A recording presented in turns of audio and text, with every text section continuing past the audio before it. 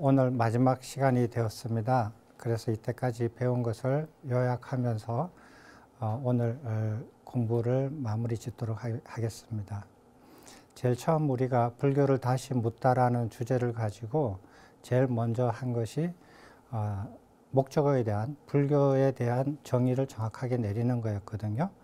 사람들마다 불교란 의미를 서로 다르게 얘기를 가지고 있으면 서로 대화하기가 어려우니까, 그럼 우리가 대화하고자 하는 불교의 정의는 석가모니 부처님께서 직접 발견하시고 설하신 법과 율에 따라서 배우고 익히는 종교라고 정의를 내릴 수 있겠습니다.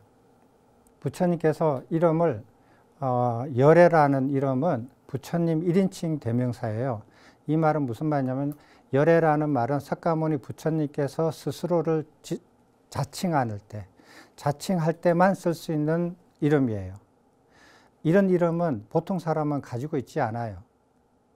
이런 이름을 가지고 있는 것은 황제나 왕이나 석가모니 부처님 이 두 분뿐이 없어요. 왕들은 자신을 이렇게 지칭할 때 뭐라고 하나요? 짐이라고 해요. 그 짐이라는 단어는 왕 이외에 누구도 쓸 수 없어요. 왕비도 쓸 수 없고, 왕자도 쓸 수 없고, 대신도 쓸 수 없고, 어느 누구도 쓸 수 없어요. 어떤 목적으로도 쓸 수 없어요. 그게 1인칭 대명사란 뜻이에요.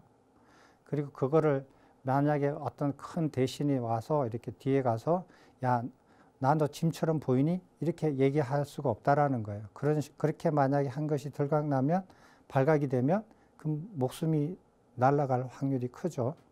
그래서 1인칭 대명사는 그분 이외에는 아무도 쓸 수 없어요. 어떤 명사로도 보통 명사로도 쓸 수 없어요. 그리고 그러면은 석가모니 부처님을 부르는 제3자가 석가모니 부처님을 2인칭으로 부르는 이름, 혹은 3인칭으로 부르는 이름, 여기 10가지가 있어요. 10가지가 있는데, 이 10가지 중에서 이런 불이라는 말은 옛날에 보통 명사로 써져 있었어요.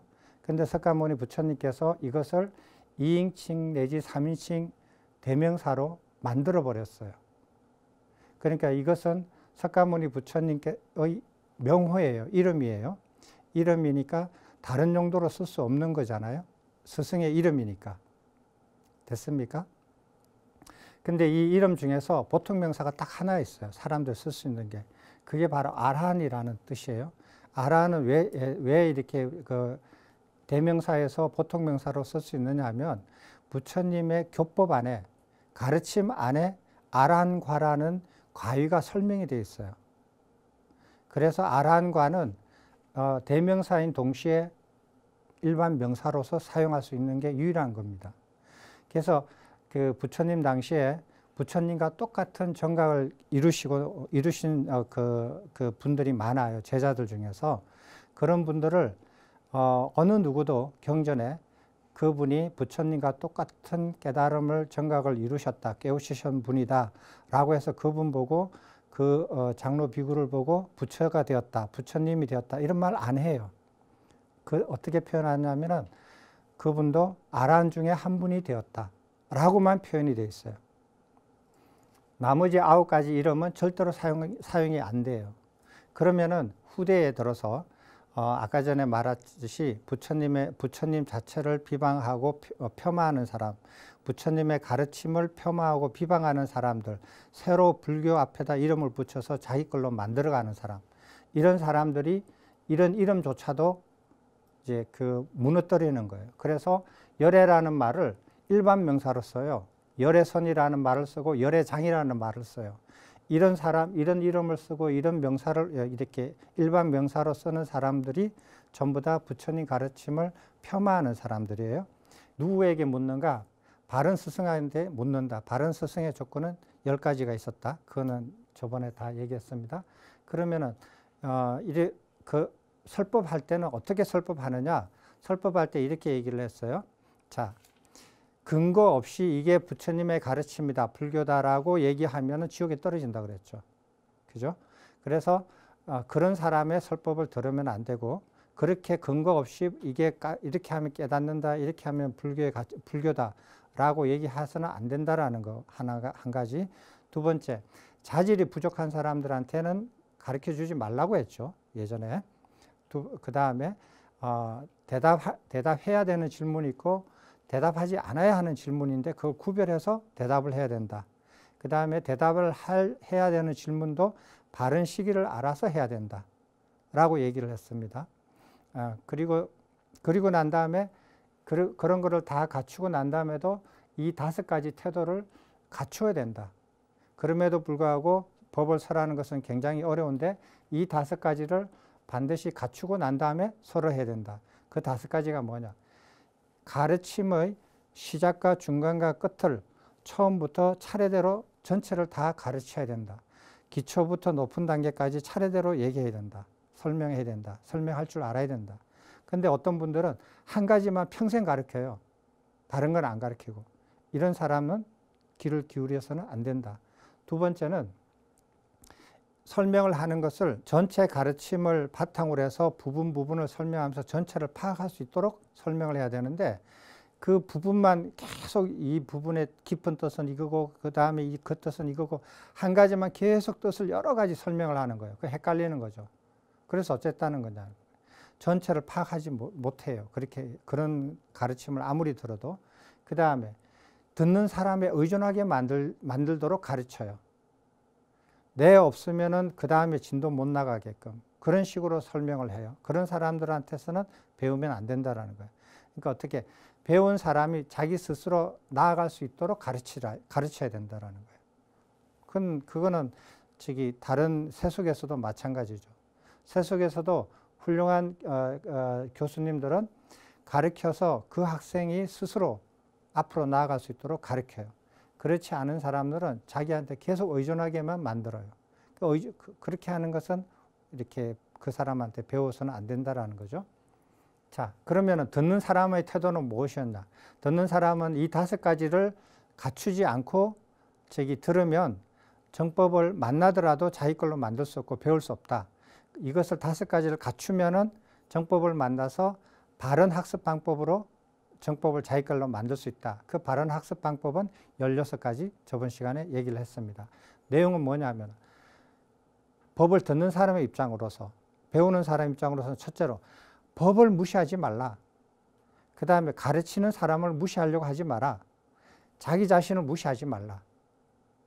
이거예요. 그 다음에 들을 때 온 주의를 집중해서 들으라. 관심을 집중해서 들으라는 거예요. 뭐 핸드폰 만지면서 듣거나 이렇게 딴 생각하면서 듣지 말라는 거예요. 그리고 자만심을 버리고 들으라. 자만심이 있으면은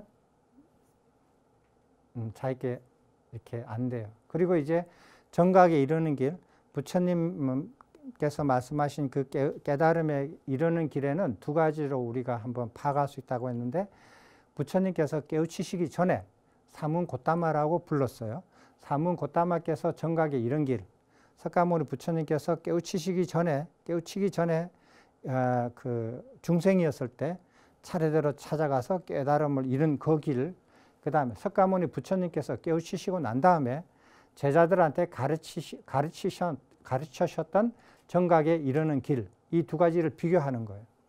이 2가지를 비교해서 공부해 보시면 그 결론만 말씀드릴게요. 정각에 이르는 길이 유일한 길이다. 2개, 3가지 이렇지 않다. 딱 유일한 길이다. 이 길 말고 없다. 그 다음에 2번째, 차제법이다. 차례대로 가지 않으면 갈 수 없는 길이다. 그런데 어떤 사람이 얘기해서 그렇지 않다. 그거는 그 근기가 낮은 사람들의 말이고 근기가 아주 높은 최상근의 근기들은 이렇게 하는 순간 중생이 부처된다. 막바로 그냥 차제가 필요 없다. 한순간에 부처가 될 수 있다. 라고 주장을 해요. 그리고 이런 길 말고 부처님의 정각을 이룰 수 있는 다른 길들이 많다. 이렇게 주장하거든요. 이렇게 주장하는 사람들은 그 사람이 의도하든 의도하지 않든 부처님의 가르침을 폄하하고 비난하고 왜곡시키는 사람이 되는 겁니다. 그런 사람들은 누가 마치 데려다 놓듯이 지옥에 떨어진다라고 그렇게 경전에서 저 읽었습니다. 그래서 이런 글들도 한번 공부하셔서 확인을 해 보셔야 되겠습니다. 자, 그럼 오늘은 무엇을 해야 되느냐? 이렇게 해가지고 이렇게 배운 법을 어떻게 수호하느냐, 어떻게 지켜내느냐 하는 거예요. 그리고 오늘 제가 말씀드린 그 강의 내용을 어떻게 점검하느냐, 저분이 말하는 것을 내가 어떻게 믿을 수 있겠느냐 이거예요. 나는 그럴듯하게 들리더라도 나는 못 믿겠다. 나는 반드시 내 손으로 확인해 봐야겠다. 부처님께서는 반드시 점검하고 확인하라 그랬어요. 그래서 어떤 방식으로 점검하는지 오늘 이렇게 간단하게 말씀드릴게요. 그러면 이렇게 배운 법을 자기가 어떻게 지켜내느냐, 수호하느냐. 듣거나 읽고 배우고 호지하고 깊이 사유하고 범행을 닦으면서 항상 법을 존중해라. 존중하면서 이걸 해라 이거예요. 근데 존중하는데 이 경전이다. 높은 곳에 올려놓고 이걸 안 하는 거예요. 딴짓을 하는 거예요. 그것은 법을 수호하는 게 아니다. 법을 존중하되 이 5가지를 반드시 해야 된다는 거예요. 끊임없이 쉼없이 어떻게? 듣거나 읽고 배우고 호지하고 깊이 사유하고 범행을 닦으라는 거예요. 이렇게 하면서도 항상 존중하면서 해라는 거예요. 그렇게 하면은 정법을 수호하는 사람이 되고, 그렇지 않는 사람은 정법을 사라지게 만든 사람이다 라고 얘기하시는 거예요. 자, 그 다음에 또 5가지인데, 배우고 남한테 설명하고 자신에게 배운 이가 타인에게 정법을 설명하도록 한다. 그 다음에 배운 정법을 잊지 않고 호지한다. 배운 정법을 깊이 사유한다. 호지한다, 깊이 사유한다는 앞에서 반복이 됩니다. 여기서 3가지 중요한 거는 항상 배운다. 그리고 항상 가르친다. 배우고 가르치고 배우고 가르치고 이것을 꾸준히 하라는 거예요. 나는 이제 그만 배워도 돼. 이러지 말라는 거예요. 끊임없이 배우고, 그 다음에 진짜 정각을 이뤄서 다 배웠다 하면은 가르쳐라. 끊임없이 가르쳐라는 거예요. 석가모니 부처님처럼 돌아가시기 직전까지 가르쳐라는 거예요. 그리고 8번 이것을 눈여겨봐야 돼요.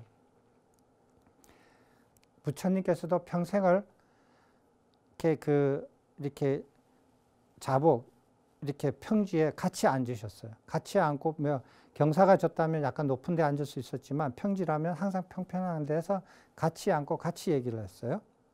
같이 얘기를 하고, 그리고 그 자리에 부처님 위에는 다른 사람이 앉으면 안 된다 이런 거 없어요. 그리고 석가모니 부처님께서도 어떨 때 사람들이 많이 모여져 있었을 때 이런 내용이 있습니다. 아난다 존자를 보고 너가 오늘 내 대신해서 설법해봐라. 면전했어요. 그래서 아난다 존자가 부처님의 그 명령을 받고 그 모인 사람들한테 설법을 대신합니다.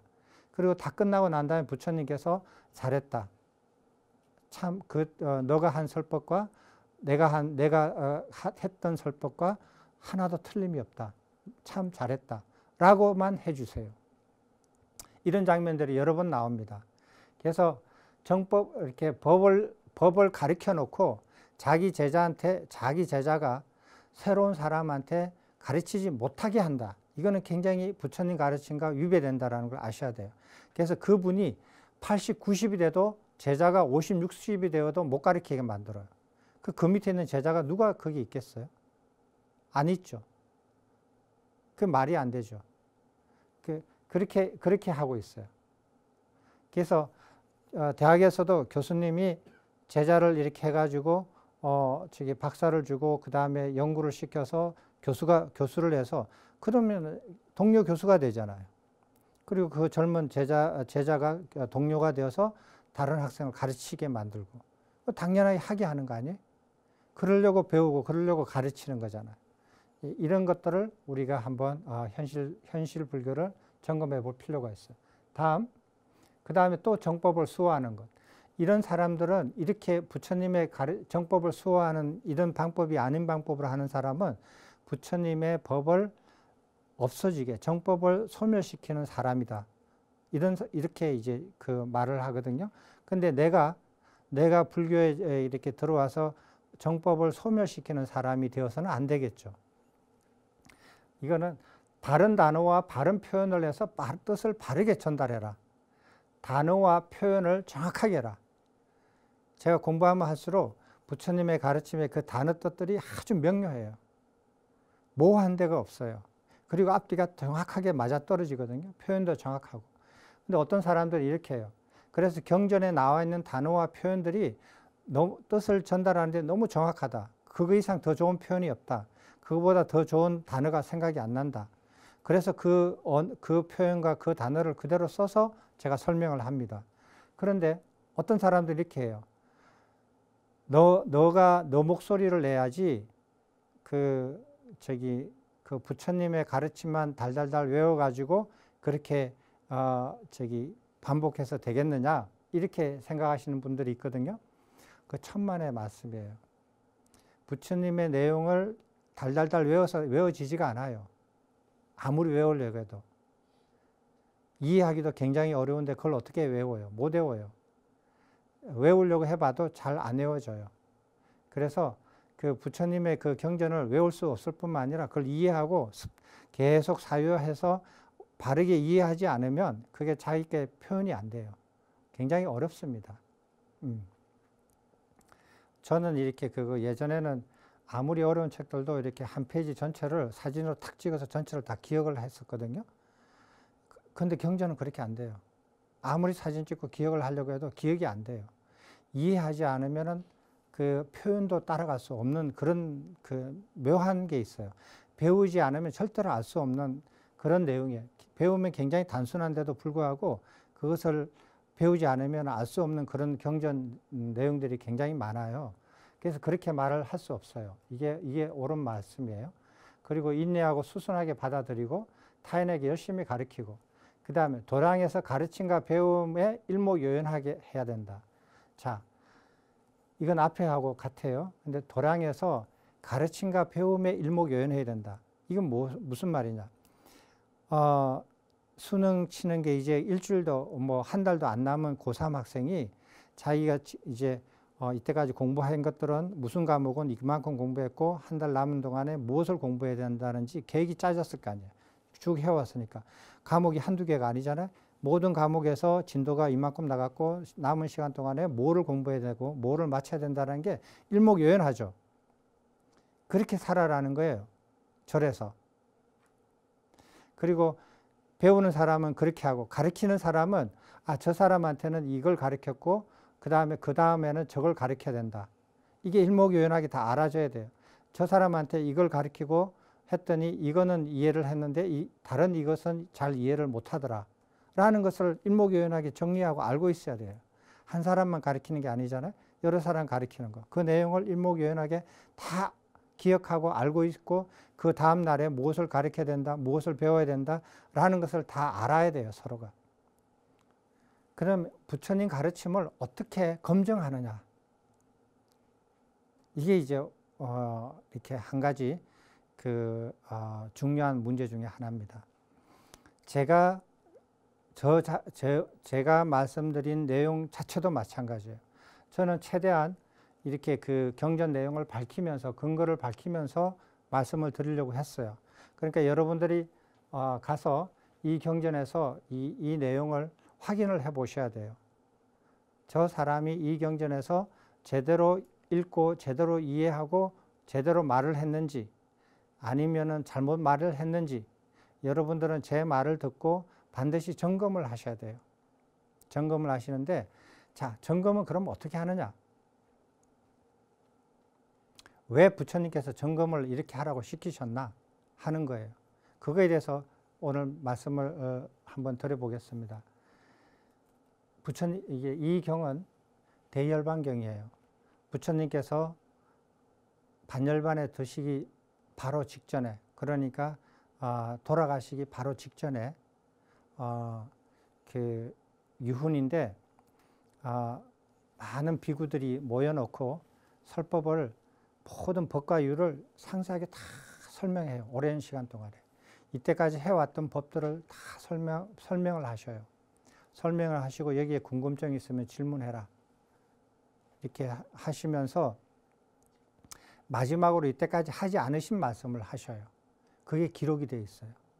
기록이 되어 있는데 그 이후에 어떻게 되냐면 그 이후에는 부처님께서 아주 짤막하게 설법을 하신 경우가 있어요.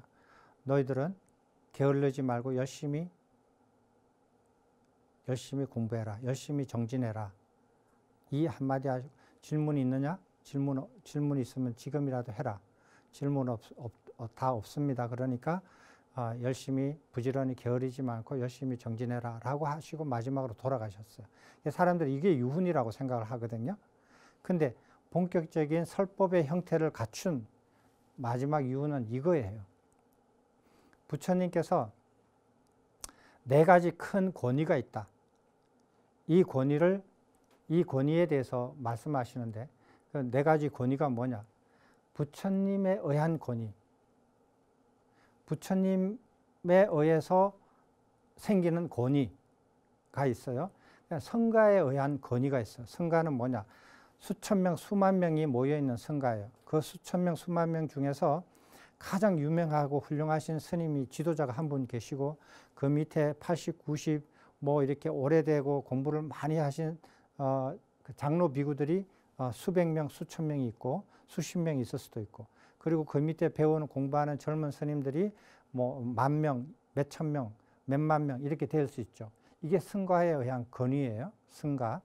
그 다음에 그 많은 장로 비구들에 의한 권위. 그러니까 공부를 많이 하신 나이 드신 스님들 7, 80, 90 되시든 혹은 100살이 되시는 많은 공부를 평생 동안 하신 그런 스님들이 평생을 공부하신 그런 스님들이 많이 한 수십 명 있다.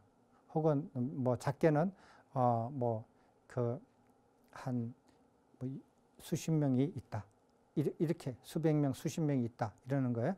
이런 데서 나오는 권위. 그 다음에 한 명의 장로 비구. 그러니까 내가 생각하기에는 많은 장로 비구가 훌륭하신 스님들이 계시지만 이분이 제일 훌륭하게 느껴진다. 그래서 나는 이분을 스승으로 삼는다. 이 스승으로 삼은 이 비구, 장로 비구 한 분에 의한 권위, 이런 권위가 있습니다. 그죠? 이 권위 말고 또 다른 권위가 있나요? 불교계 안에서, 불설불교 안에서 찾아보기 어렵죠. 부처님께서 말씀하신 4가지 큰 권위예요. 부처님에 의한 권위, 승가에 의한 권위, 장로 비구들에 대한 권위, 한 명의 장로 비구에 의한 권위, 모든 권위에 대해서 지금부터 버려라, 무시해라, 없다 라고 선언하시는 거예요. 그게 무슨 뜻이냐? 지금 이런 권위에 대해서 이때까지 여기 권위에 대해서 부처님에 대해서 의지했다 이거예요. 그 권위에 머무르고 그 권위에 의지하고 그 권위에 기의했다 이거예요. 지금부터 하지 말라는 거예요. 승가의 권위에 머무르고 기의하고 의지했다. 하지 말라는 거예요. 지금부터. 많은 장로 비구들에 대한 권위에 대해서 기의하고 의지하고 머물렀다. 하지 말라는 거예요. 한 명의 장로 비구에 대한 권위에도 머물지 말고 의탁하지 말고 기의하지 말라는 거예요. 이거 굉장히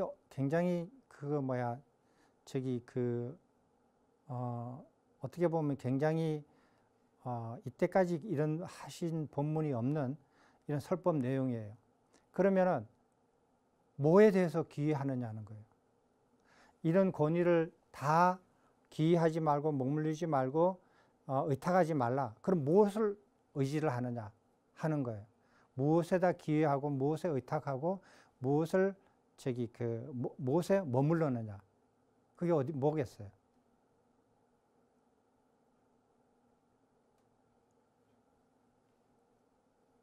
이걸 다 무시해라.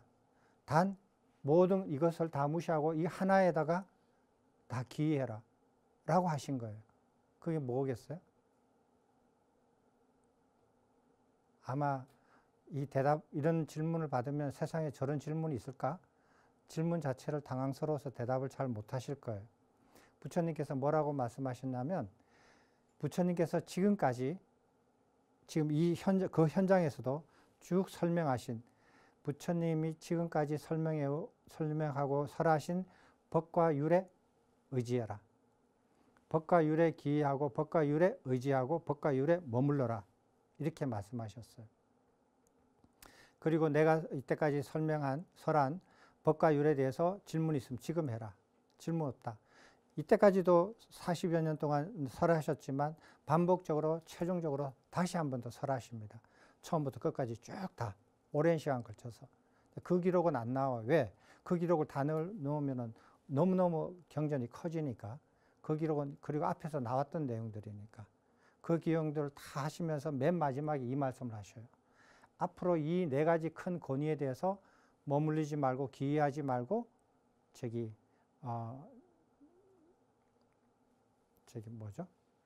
기이하지 말고 머물리지 말고 의탁하지 말라. 굉장히 이렇게 눈여겨봐야 될 가르침이에요. 자, 그러면은 한 가지 말씀드릴게요. 어떤 사람이 와서 얘기를 하는 거예요.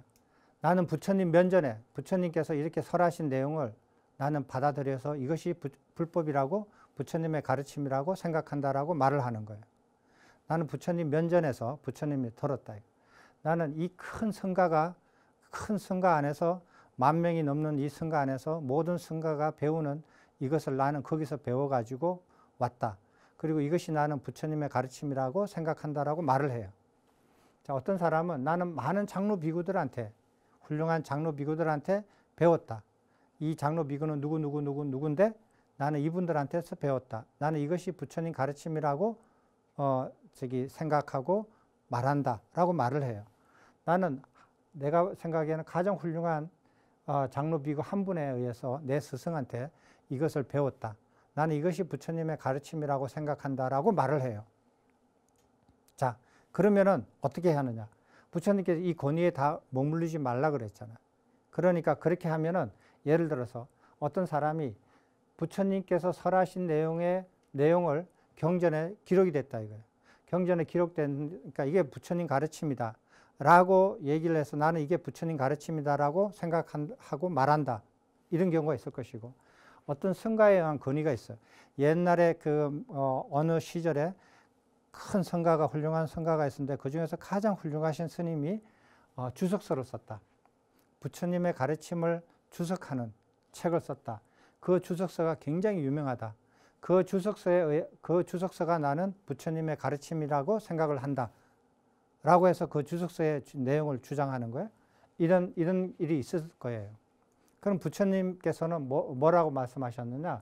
이런 권위에 대해서 의지하지 말고 기이하지 말고 머물리지 말고 그 말을 받아들이지 말라는 거예요.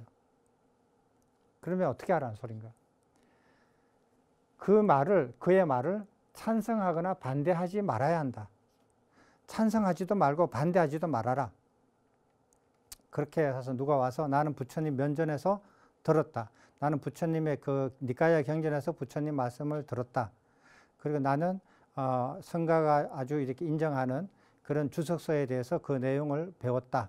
이게 부처님 가르침이다. 라고 말을 하더라도 그 말을 찬성하거나 반대하지 말라. 이게 부처님 가르침이에요. 왜? 그 권위를 이제 머물리지 말라고 했으니까 이럴 수 있잖아요. 그 권위에 머물렀을 때는 무조건 그 권위에 머물렀죠. 부처님께서, 석가모니 부처님께서 직접 이렇게 말씀하셨으면 그 말을 무조건 따르죠. 그 당시에는. 그리고 부처님 가르침한테서 배웠던 장로 비구들이, 아라한가를 이룬 장로 비구들이 설하는 것을 그 당시에 다른 사람들은 무조건 따랐죠. 왜? 그 권위에 머물렀으니까. 그러나 지금은 그 권위를 머무르지 말라라고 부처님께서 직접 말하셨으니까, 그리고 어떻게 하냐? 찬성하거나 반대하지 말라는 거예요. 반대도 하지 말고 찬성도 하지 말라. 그럼 뭐 어떻게 하느냐? 찬성하지나 반대하지 않고 그가 말한 단어와 표현을 주의 깊게 알아야 한다. 단어와 표현과 그 내용을 주의 깊게 알아야 한다. 그리고 부처님께서 이때까지 가르쳤던 법과 율에 따라서 비교하고 조사해야 된다. 비교하고 조사하라는 거예요. 아무리 훌륭한 책이고 아무리 훌륭한 경전에서 나왔던 내용이라 할지라도 석가모니 부처님께서 가르치신 법과 율과 비교를 하라는 거예요. 비교하고 점검을 하라는 거예요. 세밀하게. 누가? 각자가요. 누가 대신해 줄 수 있는 게 아니잖아요. 각자가 하라는 거예요. 됐습니까? 만약 그런 비교와 조사에 근거해서 부처님의 법과 율에 따르지 않는다면, 그거 따르지 않는다라는 것을 알았다 이거예요. 내가 비교해서 조사했더니 아니다. 확실히 이것은 열애의 가르침이 아니다. 이것은 이 비구에 의해서 잘못 이해되어졌다. 라고 결론 지어져야 한다. 그리고 그 말은 거부되어야만 한다. 그렇게 말한 사람을, 내용을 거부해야 된다. 내가 조사해서 검증한 이후에. 그러면 이런 말, 이렇게 될 거예요. 만약에 이걸 이렇게 말한 그 비구가 열등한 도반이라, 열악한 도반일 경우에는 멀리 해야죠. 그리고 자질이 부족한 비구였다면 어떻게 되죠? 말을 섞지 말아야죠. 이 사람이, 이렇게 말한 사람이 자질을 갖추어서 나를 좀 훈계해 주십시오 하면은 가르쳐 주면 돼요. 그렇지만 자질이 부족한 사람이라면 가르쳐 달라고 해도 가르쳐 주지 않고 말을 섞지 않아야 돼요. 그리고 열악한 도반이라면 멀리 해야 돼요. 권리를. 그리고 자질이 갖춰진 분인데 잘못 이해를 해가지고 이런 말을 했다. 근데 그 사람이 그렇다면은 그것을 얘기해 줄 수 있어요. 그대가 이렇게 이해한 것은 내가 부처님의 가르침을, 법과 율을 비교해보고 점검해보니까 다르다. 왜 다르냐? 그러니까 법과 율이 어떻게 다릅니까? 이렇게 해서 다르다. 이렇게 다르고 설명을 해줘요. 설명해주면 이 사람은 그러면은 어떻게 생각해야 되느냐? 이 사람의 자질이 갖춰진 사람이라면 아까 전에 뭐라 그랬어요? 법을 배울 때, 들을 때 어떻게 들으라 그랬어요?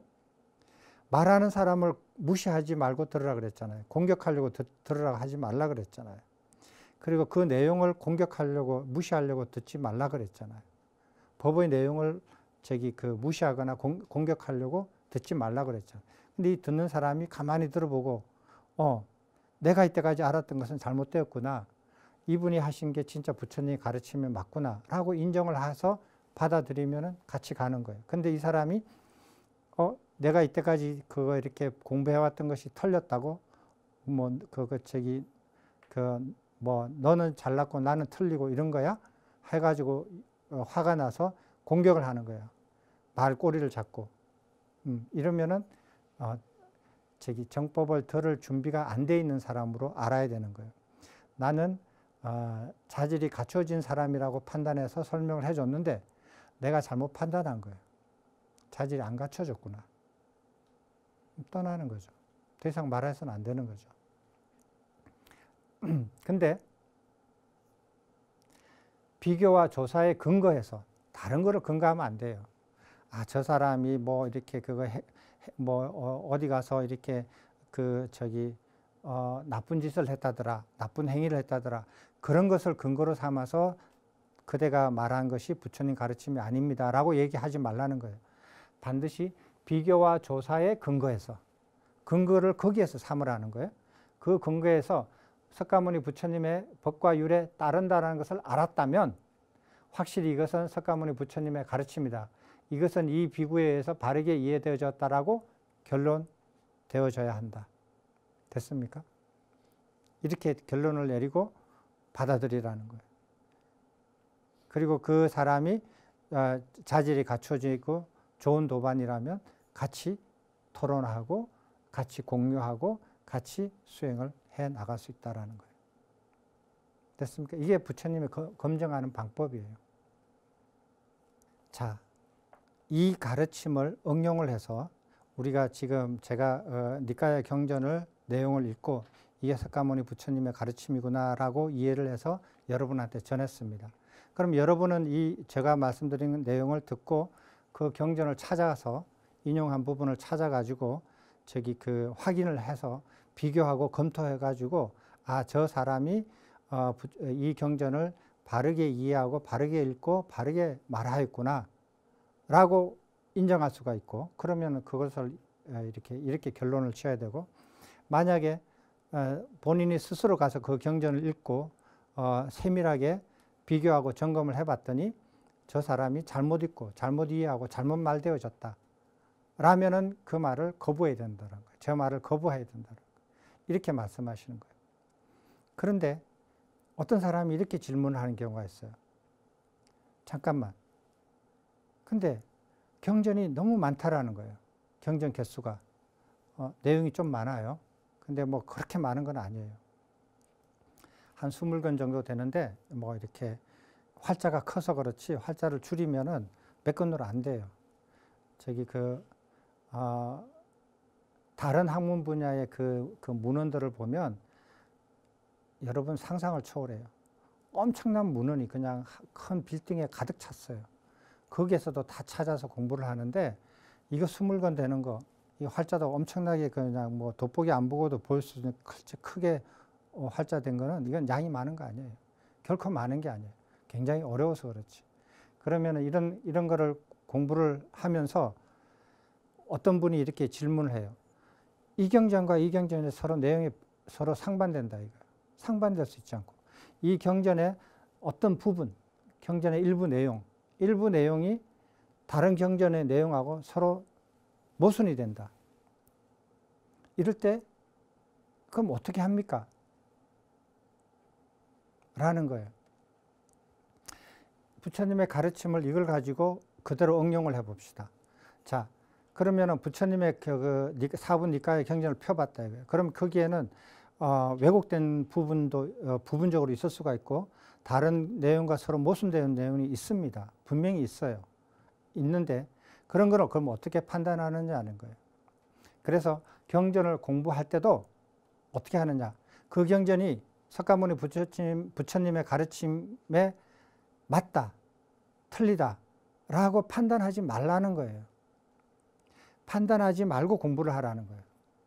판단하지 말고 공부를 하는데 그럼 뭐 경전 자체가 이렇게 내용이 잘못됐을 수가 있는 내용이 있는데 그럼 그거 자체를 어떻게 하느냐. 지금 석가모니 부처님도 안 계시고 그러면 그러면 경전은 그 부분적인 내용이나 경전 전체의 내용에 대해서 그런 의심이 들거나 의심이 안 들어도 경전을 공부할 때 항상 그 경전이 옳다, 그르다, 찬성한다, 반대한다라는 단정적으로 하지 말라는 거예요.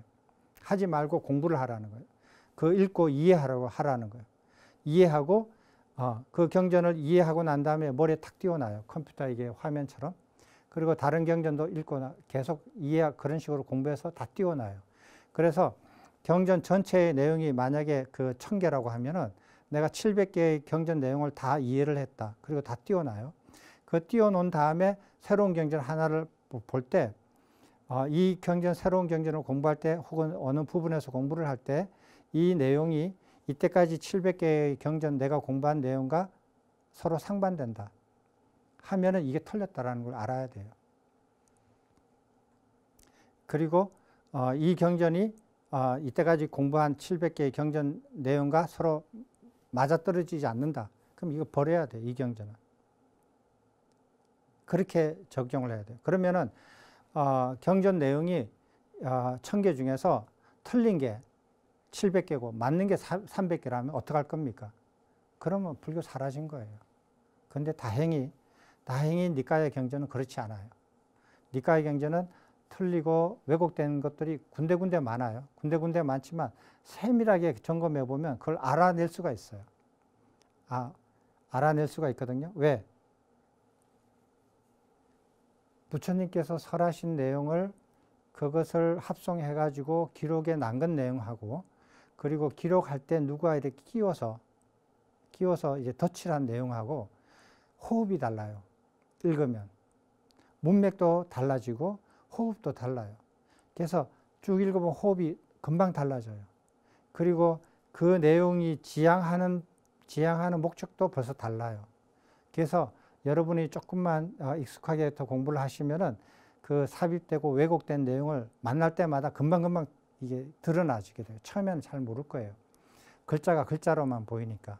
그렇지만 나중에 보시면 호흡도 다르고 냄새도 다르고 지향하는 그 관점도 달라요. 그래서 알아낼 수가 있어요. 그렇게 해서 비교하고 점검해야 돼요. 비교하고 점검하지 않고 덥석 다른 사람의 말을 그것을 석가모니 부처님의 가르침이라고 받아들이면 그 책임은 그 사람한테 있는 거예요. 그래서 부처님께서는 이렇게 설명하셔요. 자기가 비교하고 점검하고 깊이 사유해서 그것을 석가모니 부처님의 가르침이다라고 판단해야 되는 것을 하지 않고 그냥 남이 말한 것을 덥석 저 사람이 유명한 사람이다. 저 사람이 오랫동안 공부를 많이 하신 분이다. 저 사람이 큰 저를 가지고 있다. 많은 제자가 있다. 그러니까 맞을 거다라고 덥석 잡는 것은 뱀을 잡는 사람이 뱀의 머리를 보고 탁 잡아야 되는데 못 모르고 뱀의 몸통을 콱 잡은 거하고 똑같다. 그러면 그 사람은 죽음에 이르거나 죽음에 이르는 고통을 겪을 것이다. 그렇게 설명하십니다. 오늘 마지막 시간에 전체적으로 다시 마무리를 하겠습니다. 제가 이렇게 사분 니까야를 이렇게 강의한 내용, 상세하게 한 내용들은 니까야 아카데미라는 네이버 카페나 유튜브에 들어가시면 무료로 보실 수가 있습니다. 들으실 수 있습니다. 참고하시고요. 저는 이렇게 사분 니까야를 공부를 해가지고 그것을 제가 이해하는 방식으로 다른 사람들이 이해하기 쉽게끔 그렇게 정리한 것이 수트라는 책인데 2014년에 나온 거거든요. 2018년 거는 2세입니다. 개정판이고요. 수트라라는 요시야독 수트라라는 그런 책에서 제가 정리를 부처님의 가르침을 체계적으로 이렇게 이해할 수 있도록 그렇게 해놨어요. 혹시 도움이 될지 모르겠습니다. 그래서 저는 앞에서 요시야독 나는 이와 같이 읽었다라고 얘기를 해서 내용을 적은 겁니다. 그 다음에 호진 스님의 인도 불교사 1, 2는 고대 부처님 당시에 인도의 역사를 이해하는데 아주 훌륭한 책이고요. 그리고 전재성 박사와 대림스님, 강묵스님의 이렇게 초기불전원의 연구 사분 니까야는 자 부처님께서 그렇게 말씀하시면서 아까 전에 네 가지 권위를 의지하지 말고 기이하지 말고 머무르지 말고 법과 율에 대해서 이렇게 의지하고 머무르고 기이해라. 그러면 사실 말씀이 뭐냐면은 부처님께서 지금까지 설하신 법과 율이 너희들의 스승이다. 스승이 될 것이다. 라고 얘기했어요. 어느 누구도 스승이 아니다 이거예요. 사람의 모습으로 가진 사람을 스승으로 삼지 말라는 거였어요. 그게 굉장히 강렬하게 석가모니 부처님께서 여러 번 이렇게 그런 거를 말씀하셨어요. 그래서 나는 석가모니 부처님의 정법을 이어받은 70 몇 대의 손이다. 막 이런 사람이 있어요. 권위를 새로 만들려고 하는 사람들이 있어요. 그런 권위는 부처님께서 다 없으셨어요. 없앴는데 새로 권위를 만드는 사람은 부처님 가르침에 정면으로 위배되는 겁니다.